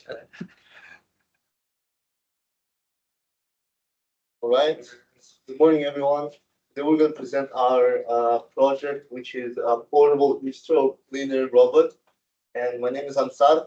I'm Parker. I'm Lorenzo. And I'm Francesco. So why gutter cleaning? Almost every residential house has a gutter that drains the rain from melting snow or rain. And this prevents from erosion, and however those gutters, they get easily clogged with pine needles, leaves, dirt, dust, or other debris, which could cause a lot of damage to the house or gutter itself by erosion, rotting, flooding, and so on. And obviously, these issues they shorten the life of the gutter itself and eventually the house, which could cause very costly repairs. So, what are the current solutions for the cleaning the gutters? Mainly, it is manual labor. However, most of them include and involve using the ladder since it is up on the house, and there's obviously some safety concerns since you gotta lift some heavy tools, and like I said before, you use the ladder. Also, the cleaning of the gutter is time consuming, unpleasant, and often delayed. There's an alternative where you could purchase some services to clean the gutters. However, they're pretty pricey, they're expensive, and there's no guarantee that the gutter will stay clean in between the visits. Therefore, we need a safe, reliable, autonomous system to keep gutters clear with minimal user effort. Therefore, we came up with some project objectives. First of all, the robot itself has to travel along the gutter and along a standard residential gutter, and it has to remove most of the debris, most of the leaves per pass. The robot has to be one of the main objectives is the robot has to be autonomous, and also it has to be cordless. So therefore, this we decided that it is a battery powered robot which has to operate at least 1 hour from one per charge. And obviously, the robot itself has to avoid damaging the gutter and the house itself. Okay, so once we were able to determine what we actually needed to solve and some of the common problems, we started to research possible solutions that were already out there. As you see in the second image, that's actually a design that was created by the company iRobot that makes like indoor vacuum cleaners, the robotic style. But some of the problems that had was that it actually operated inside of the gutter, where it had to go under the supports, which caused high risks of jamming due to the debris that was actually inside the gutter, causing problems. So from that, interview at next slide. We started to actually come up with ideas that might work. So we had all ideas from operating specifically on the roof to versions that operated as using the gutter as a guide to guide the robot down. But our general consensus that we came to was that it had to operate using some sort of air-powered cleaning system to remove the debris from the gutter, and that the best option would be something that didn't go inside the gutter to avoid the size constraints of the gutter. And based on this, we actually developed our first matrix, where I would actually like to focus on the weight, manufacturability, and the dimensions, considering the average gutter used on a commercial or residential home is roughly 5 to 6 inches wide, so that you don't have much room to work with. And the gutter themselves, they're only supported via these supports that run across the top and are screwed in roughly every 2 feet.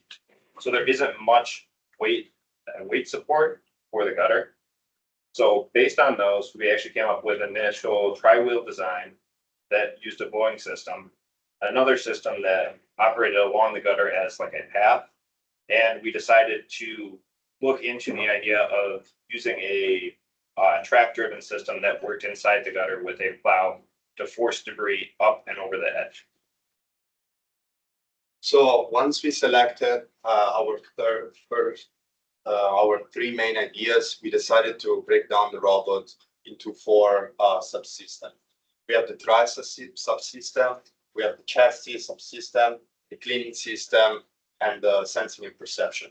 So as far as the drive system, we came up with 3 main ideas. We have a drive-driven subsystem robot, 2-wheel drive, and a 3-wheel drive. All of these 3 ideas have been evaluated using this design matrix. All the criteria have been equally weighted, but we put major attention to the turning capability, since that's one of our main challenges in this design process. So let's now take a look at each of these ideas individually. The idea behind this tri-wheel drive is that the lip of the gutter will run along this 3-wheel, and the wheels will clamp to the gutter. And that way, the gutter will serve as a rail for our system, so that the robot can actually follow the gutter all around the roof. When we first designed this system and run some simulation in SolidWorks, we realized that it was too rigid, especially making turns. That's why we added a ball bearing in the center to allow rotation about the central axis. We also designed one of the linkage purposely longer compared to the other 2, because the idea is that once the robot will approach the turn, one of the wheel being farther ahead compared to the other 2 will make the turn and drag the robot behind itself. We still had a problem on how to actually support the robot to the gutter, and the idea is to use a guided wheel where the lip of the gutter will actually be inserted. Having 3 wheels and 3 DC motors, it's require a lot of space, and we don't have that much space. In fact, the gutter, it's only 6 inches wide, and the lip of the gutter is only a fraction of an inch. So we thought about downsizing the system to 2-wheel. So we designed this dual bracket support, where the 2 DC motor will be enclosed, so the motors are fully closed for water protection. Then the lip of the gutter will be placed into this square opening, and using this wheel, the robot will move along the gutter. We then use a cross bearing on the top to allow rotation around the central axis. And we use a regular ball bearing to allow the wheel to spin.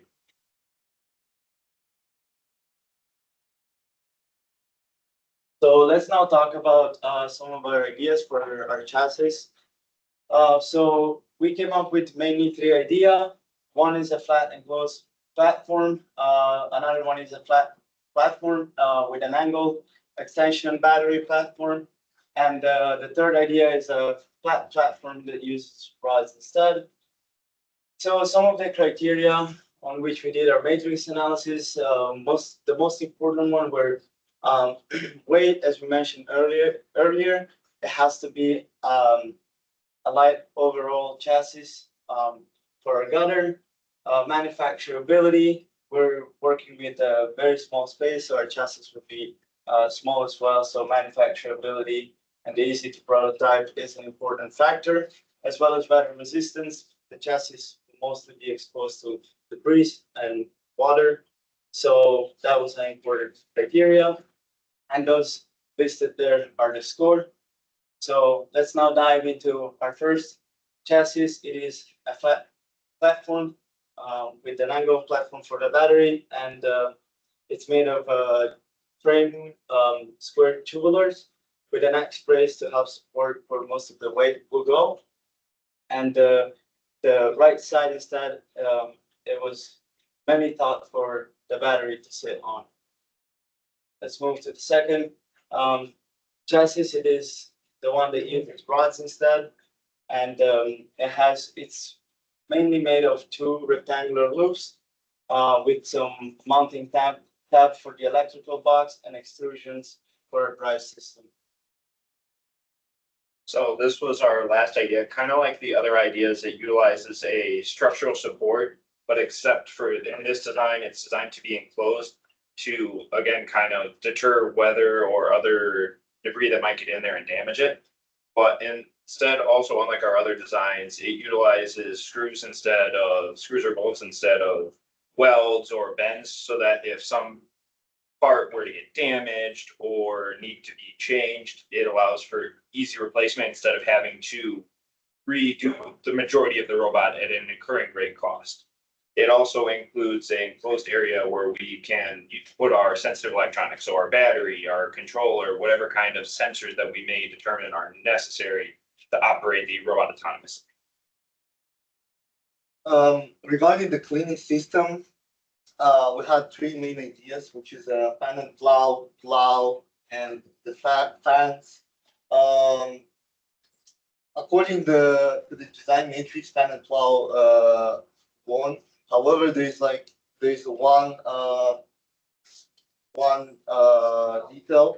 The gutters, they are connected to each other with a nail, so the gutter is covered with a nail with some instance of time. So it would be kind of problematic to use the plow since we want to clean the gutter externally. Therefore, we wanted to move on with some turbo fans, and we wanted to find a way to simulate the cleaning process itself. Therefore, we used a reverse engineering approach, just like the RC motorcycle did. And while purchasing the turbofan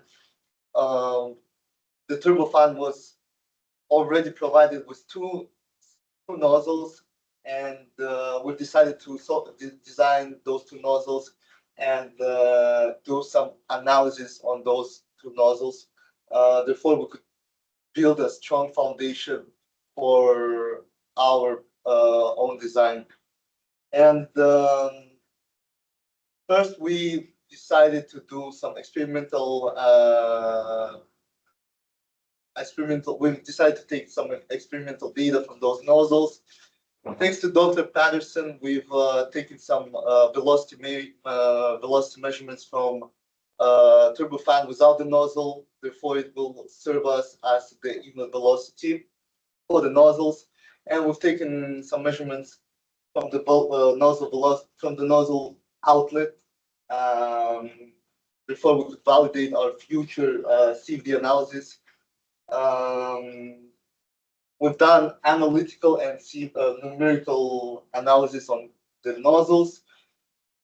As of now, currently the values they do not match to our appropriate level, and we want to move on with manipulating the experimental setup, heat analysis, and so on. However, this will allow us. This is a strong foundation that will allow us for full cleaning system simulation. Okay, so let's now talk about our final prototype. As we can see from some of this picture, let's start with our drive system. We went with the U-brace drive system, which is connected to the chassis through a shaft and uses a thrust bearing system. We went with thrust bearing system because most of the load will be axially loaded, and putting a ball bearing would have been hard because axially loading a ball bearing is not good. So we decided to go with the U-brace drive system. As far as the chassis goes, we went to the rod chassis. As far as material, we are thinking of going with 6061 aluminum, although that might be a bit hard to machine or to come up with the two loops. So 3D printing might be an option, and PETG will be the material. Of course, material properties will be very different, but that is a feasible option that we've thought of. The electrical bus is mounted on the mounting tabs from the chassis, and that will also be made of most likely PETG. There's a problem with UV light with PETG, but with a UV light coating or painting, we might be able to get around that. We also have the nozzles and turbofan mounted with a support on the electrical box bottom. And that's also why we decided not to go with the tubular frame chassis, because it had an X brace and that will limit us in space, as well as with the tubular frame chassis. The stiffness is not equal in all direction. And as we know, with tubular frame chassis, we have corners, and corners are usually spot in which we have stress concentration. As far as the right side is still a developing concept, but our main idea for this, which is the drive system on the roof, is an omni-wheel. And that's because when meeting a corner, the whole robot will have to be able to translate along the roof up towards the roof inclination.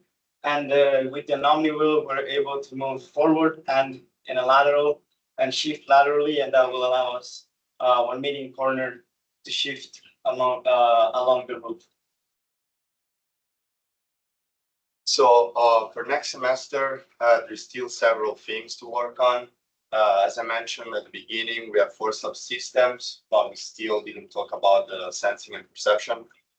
We briefly, as a team, we briefly discussed what we want to use as sensors and how we will make the robot aware of the surroundings so that he actually knows when to make a turn or when to stop to avoid falling from the roof. But that's still something that we need to discuss and create a decision matrix like we did for all the other subsystems. We also need to do our electrical power design. So we need to estimate how much each component will draw as current and do like a wiring diagram and figure out how to ground the system. As far as components, we did select most of them. So we decided already which motors to use. We will use N20 DC motors. So all of the designs that you guys saw, those are all made around those motors. So they're already good to go. We already selected turbofan. Most likely we'll go with the 6061 aluminum for the chassis, but there are still components that need to be selected, such as the battery. We're thinking about a 12 volts DC battery, but that might change. So once we finalize all the components, we will buy them and we can start manufacturing. At some point, we will also have to start coding the system to actually be able to control our robot. And since, like we mentioned at the beginning, this is a fully autonomous robot, coding will probably take a big chunk of our time next semester. So that's our plan. So thank you. And if you guys have any questions, we'll be happy to answer.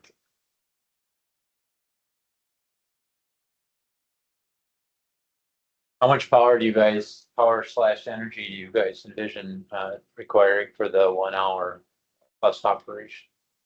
So that's something we've left for next semester. We don't know how much power will be needed to power all components yet. And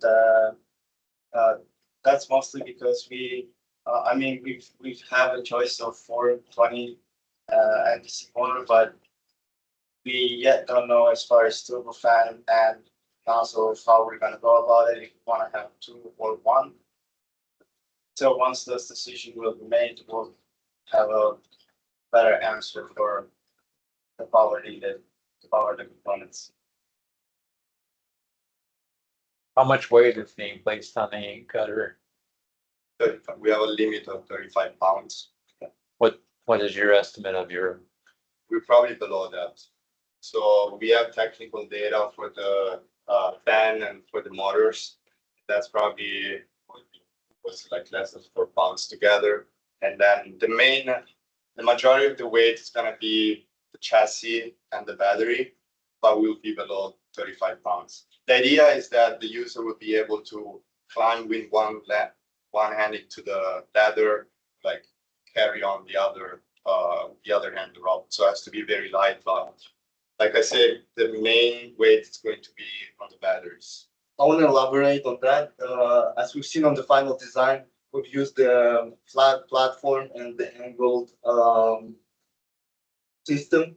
So therefore, the weight could be equal distributed. So a lot of weight, a big portion of the weight of the robot itself is gonna lie on the roof. It doesn't look like that from that picture. If you look at the center of gravity of everything that's on there. Yes. And how much can a gutter take? You can't take 35 pounds, right? Necessarily. Have you looked into that? We haven't looked into that. So the 35 pounds. So most of the weight will be in the electrical box, as you can see. So there will most likely be 2 points on the gutter edge where the 2 drive systems are, and on the roof. It won't be distributed, but it won't be 35 pounds necessarily all in one spot. The reacting force will mostly be on the gutter edge, as you can see, because that's where the driving system will be placed. Yes. So are you guys designing around a 5-inch gutter or a 6-inch gutter or both? 6-inch gutter. 6-inch. Okay, and then for the gutter brackets that are mounted to the foundation, how do you guys plan on getting over those? So the way that we actually have the turbo fan, so the way it runs is it hooks on right here, runs down, and then angles up to about here. So if possible, we may need to recess the turbo fan more into the bottom of the electrical box, but clearance should only be a real issue in regards to the turbo fan. Otherwise, everything should operate above the top of the. And then is that edge for the arm that sits on the shingles? Does that move for different steep edges? Yeah, I can take that. Like the goal is, yes, to have it so that it moves, because as we know, all roofs are at different angles, or most roofs are at different angles. So with a bracket,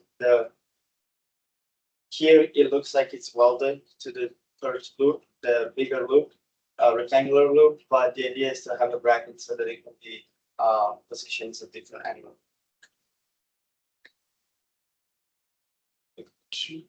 Can you guys, so is your simulation, your CFD simulation, is that in 2D or 3D here? That's a 3D. Okay, it's 3D. Okay. the pointer is too deep because it's easier to see. And you were finding that it didn't match up, or? Yes, the experimental data was twice less than the analytical and numerical analysis. I'm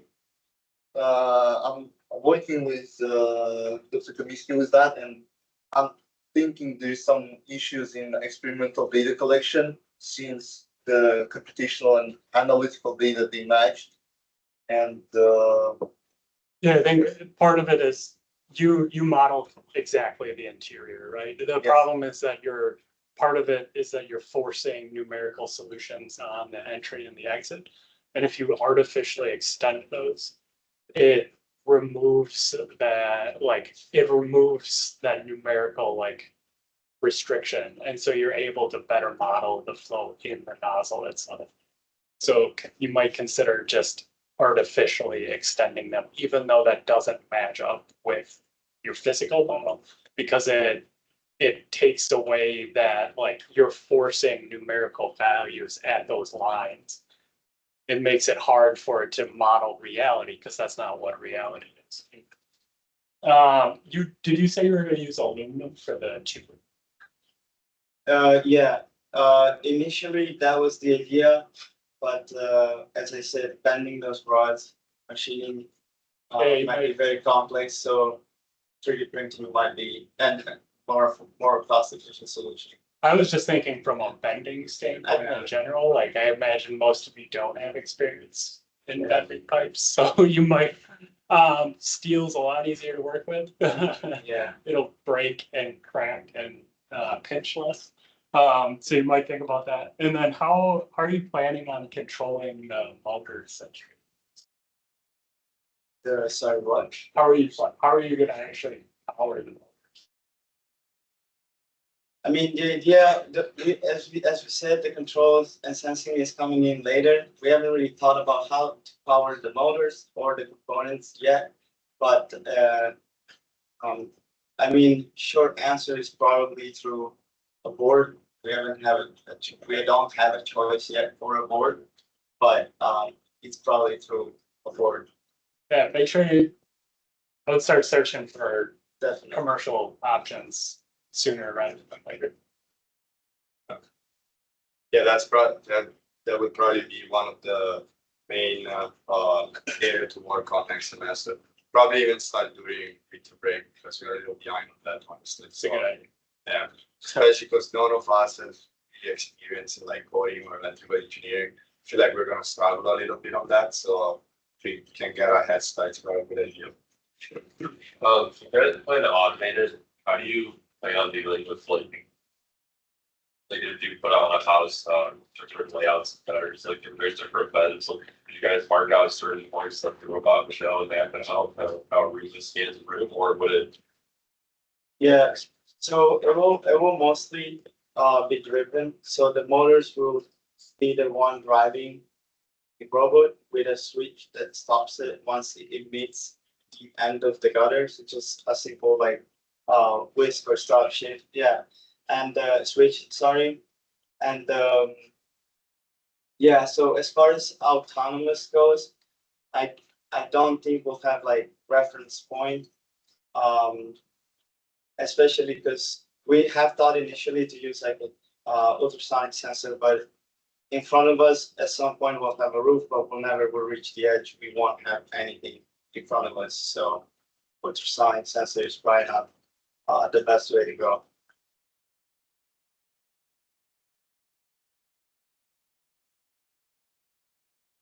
Thank you. Thank you, everybody.